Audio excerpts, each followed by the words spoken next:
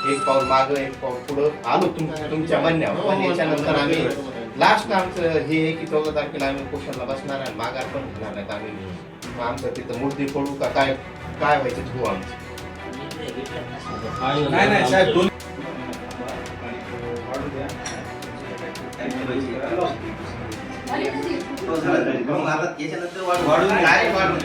आपण वैयक्तिक जाऊन त्यांना भेटण्यापेक्षा त्यांच्यासोबत जाऊन बोलणं वेगळं.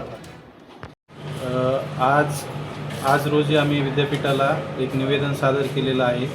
निवेदन यासाठी आम्ही दिलेलं आहे की आमची जाहिरात जी आहे ती काढून विद्यापीठाला आज 1 वर्ष पूर्ण झालेलं आहे. त्यामुळं आज आम्ही जाहिरातीचाही 1 वर्षाचा केक कापून निषेध असा वाढदिवस त्यांचा साजरा केला माननीय कुलसचिव यांच्याजवळ. आमची सरळ साधी मागणी आहे की विद्यापीठ स्थापन झाल्यापासून आज 54 वर्ष पूर्ण झालेली आहेत, तरीही अजून सर्व प्रकल्पग्रस्तांना नोकरीवर विद्यापीठाने घेतलेलं नाही. का घेतलेलं नाही याचं कारण त्यांच्याजवळ अजून नाही आहे. आजच्या काळामध्ये ते आज सांगतात की विद्यार्थ्यांनी स्पर्धा परीक्षा द्या, त्यानंतर इथं नोकरीला लागा. याचं काही कारण नाही आहे. कारण शैक्षणिक पात्रता तुमची जी काही आहे त्या पात्रतेवर प्रकल्पग्रस्तांना सरळ सेवेमध्ये त्यांनी घ्यायला पाहिजे. त्याच्यातही अजून त्यांनी आज 2009 नंतर 2025 रोजी ॲडव्हर्टाईज काढली. जवळपास याला 16 वर्षाचा कालावधी गेला आहे आतमध्ये. त्या 16 वर्षाच्या कालावधीनंतरही हे आज परत 1 वर्ष झालं एक्सटेंड प्रत्येक वेळेस 1 महिना करत आहेत. हे पुढं त्यांनी करू नये यासाठी आजचं निवेदन दिलं आहे. जर त्यांनी यापुढं तारीख वाढ केली तर आम्ही आमरण उपोषणाला बसणार आहोत.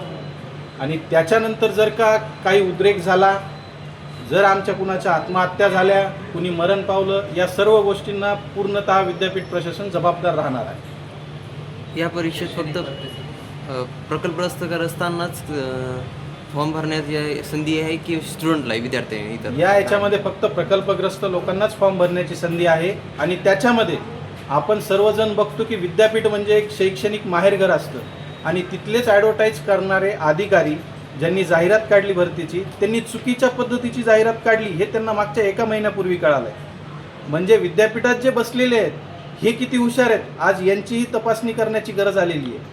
आता परत ही जी जाहिरात चुकीची आली ती परत प्रसिद्धी करणार आहेत का? यांनी असं सांगितलंय की आम्ही पुढचं विभागीय कार्यालयाला पत्र पाठवलेलं आहे आणि तिथून आमचं दुरुस्तीची प्रक्रिया चालू आहे आणि आम्ही या महिन्या 15 दिवसामध्ये दुरुस्ती करू. आणि आज आपण पाहिलं त्यांनी काय आश्वासन दिलं की 2-3 दिवसात दुरुस्त होईल आणि तारीख वाढणार नाही. आता तुम्ही याला साक्षीदार राहणार आहात की ही तारीख वाढती का नाही हे आपण सगळेजण बघू. आणि जर तारीख वाढली तर पुढं जे काही होईल याला हे पूर्णतः जबाबदारी यांचीच राहील. आम्ही निवेदन दिलेलं आहे की प्रकल्पग्रस्त भरती तात्काळ करा. कारण 2 जुलै 2025 रोजी जाहिरात प्रसिद्ध झाली. 1 वर्ष वाहिले. तिन्ही विद्यापीठाच्या जाहिराती कंप्लीट झाल्या, पण आपलं विद्यापीठ प्रशासन जाणीवपूर्वक प्रकल्पग्रस्तावर अन्याय करत आहे. त्यामुळे आम्ही निवेदन देऊन वाढदिवस जाहिरातीचा साजरा करण्यात आला.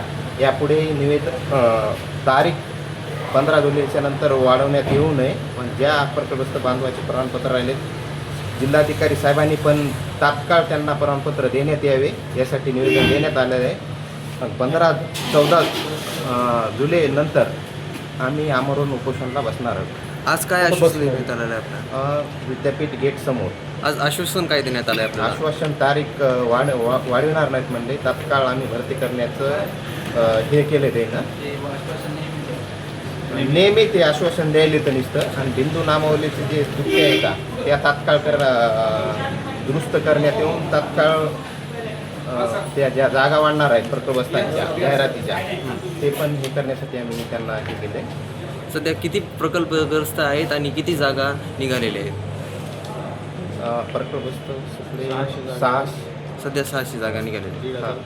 म्हणजे 600 फॉर्म भरलेले होते गेल्या वर्षी. गेल्या वर्षीपासून काहीच प्रक्रिया पुढे ढकललेली नाही विद्यापीठात. आता याच्यानंतर काय आंदोलन करणार आपण 15 तारखेला? म्हणजे आम्ही 14 तारखेपासून आमरण उपोषणाला बसणार. विद्यापीठ गेटला विद्यापीठ गेट समोर.